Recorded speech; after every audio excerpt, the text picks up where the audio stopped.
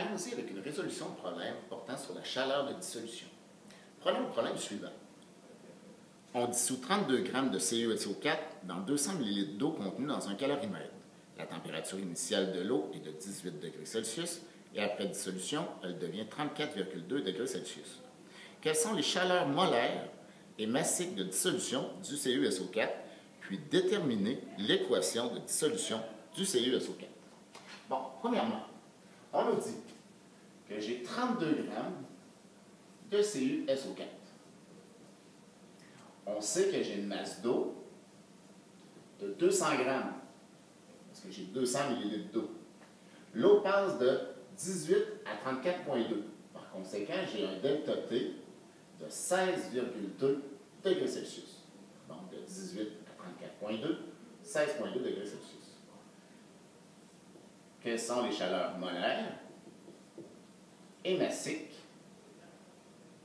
de ma réaction, puis donner l'équation. Bon, premièrement, si je prends ma chimère, je regarde, je peux trouver mon Q de l'eau. Alors, Q de l'eau est égal à MC delta T. J'ai 200 g d'eau, 4,19 et un delta T de 16,2 degrés Celsius. Ce qui me donne 13 575,6 joules. Ça ici, c'est le Q de l'eau. Moi, ce que je vais trouver en premier, c'est le Q de la réaction. Le Q de la réaction, en fait, va être de moins 13 575,6 joules. Et ça ici, c'est pour mes 32 grammes. Donc, 32 grammes de CuSO4. Je veux avoir ma molaire. Q molaire va être égal à quoi?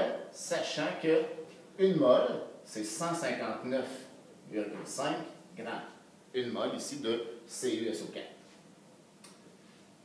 159,5 fois 13 575,6 divisé par 32, j'obtiens moins 67 665,88 joules par mol. Ou si on préfère, moins 67,7 kJ par mol. Ensuite, je peux trouver mon Q massique. Q massique, c'est encore une proportion. En fait, c'est combien j'ai d'énergie pour 1 gramme. Donc, 1 fois 13 575,6 divisé par 32, ce qui me donne moins 424,24 joules par gramme. Bon, par la suite, on veut l'équation thermique. J'ai du CuSO4 solide qui se transforme en CuSO4 aqueux, donc équation de dissolution. Je sais que mon énergie est libérée, donc du côté droit. Laquelle que je prends? Est-ce que je prends le Q de l'eau? Non. Est-ce que je prends le Q de la réaction? Non plus. Encore moins la chaleur massique.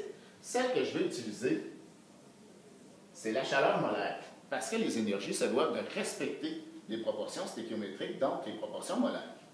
Alors, ici, puisqu'il est négatif, donc je suis du côté droit, plus 67,7 kJ. Voici donc l'énergie, en fait, l'équation thermique de ma réaction de dissolution du CuSO4. Et voilà!